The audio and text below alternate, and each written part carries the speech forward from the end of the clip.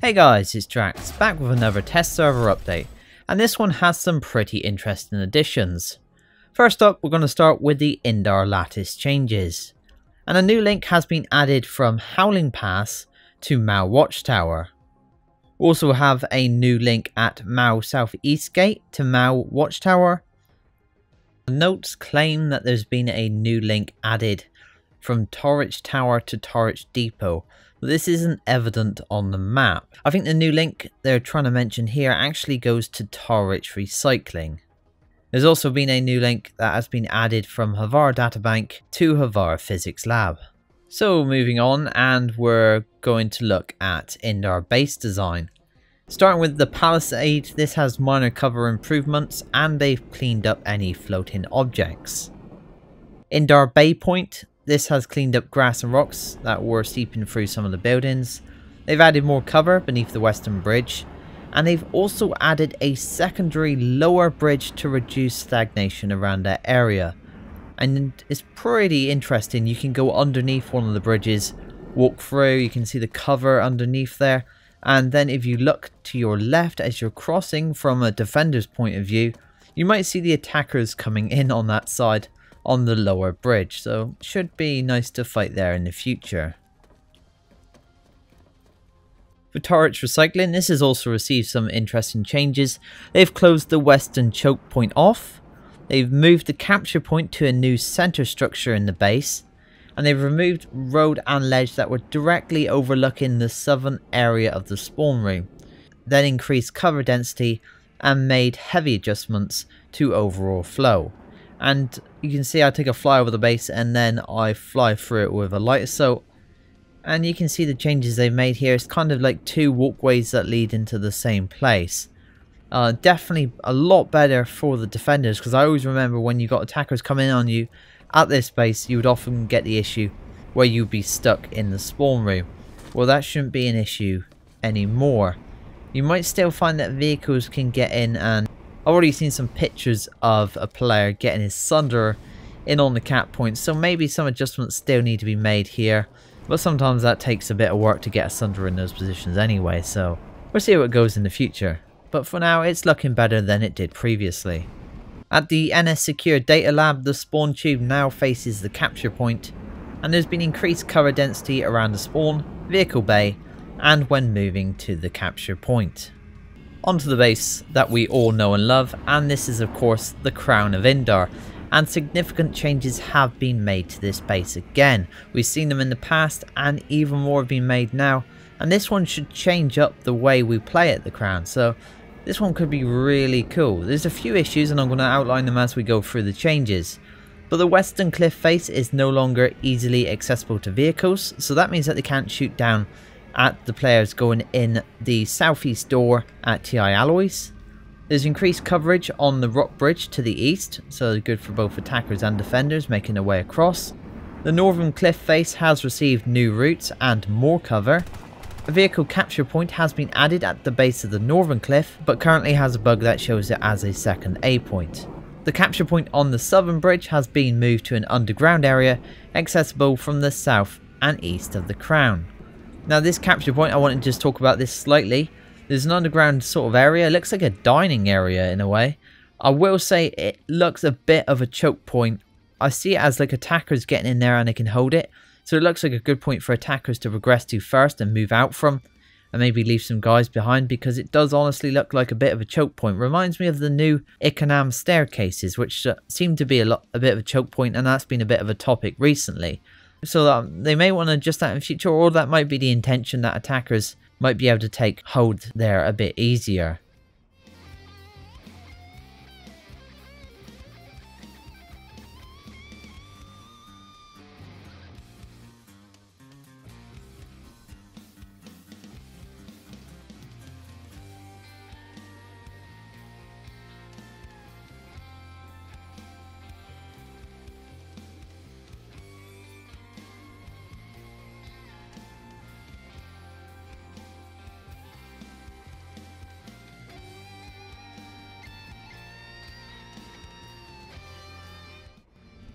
The capture point on the eastern bridge has been moved to the top of the eastern plateau. Cover density has been increased when attacking from the east, and as you may have noticed here, the jump pads have been removed. The northern vehicle pad is now operational, and tower geometry has been adjusted to close off some of the west facing routes. We have an additional road that has been added beneath the bridge to the south of the crown for easier access to TI alloys. And the ammo tower position has been changed to better conceal vehicles spawning at the southern vehicle pad. There's also been adjustments made to reduce stagnation when pulling vehicles from the southern pad. So overall, a lot of changes to the crown right there. A lot of them look promising and are definitely a positive for the base, because right now I find the crown a little bit boring compared to what we had previously when we had the massive battles that went on continuously. So this is going to be a bit different again. This new setup might even favour attackers overall, but with there not being any jump pads, you're definitely going to have to make your way up the hill most of the time on foot. We always found that when people were jumping up from the jump pads, you either get farmed when you're jumping down to the bottom, or players were getting farmed when they jumped up to the top. So there was kind of no point in that at all. Instead, now we're going to be running up and down the hill and using cover as you go to advance onto those capture points. You also got the capture point, the underground ones that have multiple entrances and exits, so we could see some different gameplay going on there. Onto Indar Lattice, and a northern route has been added alongside the hill. There's also been some increase in cover density.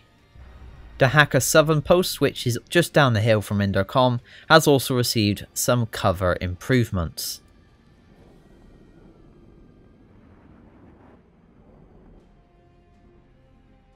Ceres Hydroponics has been overhauled. There's better cover coming from the spawn room to the capture point. The capture point is now indoors in a new central structure. A rock range has been added to mitigate camping from the TI Alloys Hill.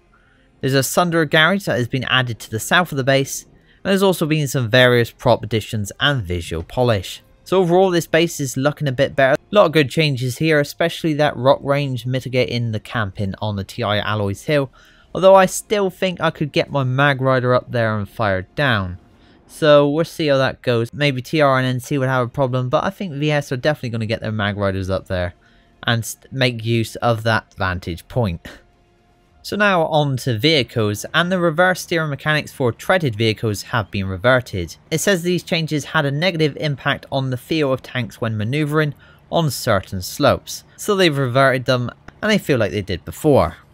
The Racer high-speed chassis on the Harasser has had its traction reduced while turning to ironically allow for more control during certain manoeuvres. There's been a lot of talk about changes to the Harasser on the forums and how it's affected the control, so they've obviously done some tweaking to try and make it work for our regular players in their Harassers. IR smoke for the Ant, Flash, Harasser, Sunderer, Lightning and MBTs has now been renamed Smokescreen. This now emits smoke for 8 seconds at all ranks, but cooldown changes every rank you go up. Now it immediately clears current spot markers for you and allied vehicles within 30 meters, prevents lock-on attempts for 8 seconds for you and allied vehicles for 30 meters, and now masks the vehicle's minimap auto spot signature for you and allies within 30 meters. The dev note read, allowing IR smoke to affect nearby allied vehicles increases its value in team play and gives players additional incentive to choose an ability other than the current go-tos. It also allows for some niche strategies outside of team play, i.e. disappearing behind cover and clearing your spot marker to help set up a flank or make an escape. The cooldown was increased to reduce spammability while still remaining accessible. So now on to infantry changes, and the Mayhem Directive has been added. This directive can be completed by using Ravenous and new Heatwave skinned weapons.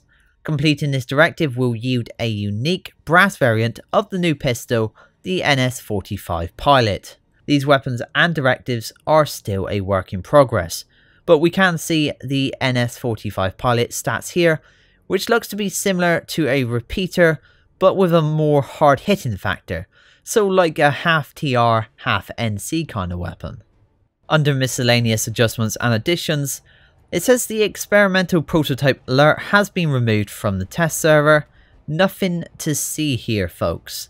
Now, I'm not quite sure what that means. It could be that they've ditched the idea and they're not going to go through with it, or we might see the prototype make a comeback in a little while.